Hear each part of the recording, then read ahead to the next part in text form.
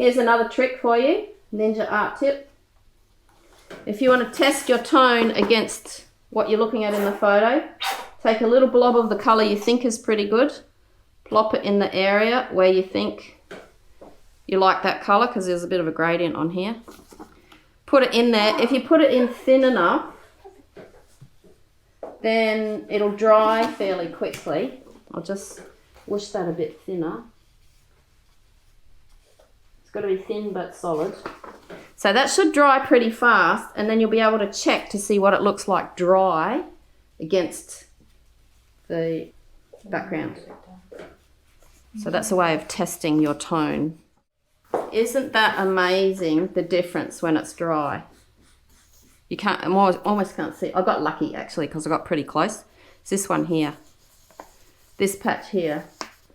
Before it was twice as light as that. It was, you know, more like this colour. So now that it's totally dry, look at the difference.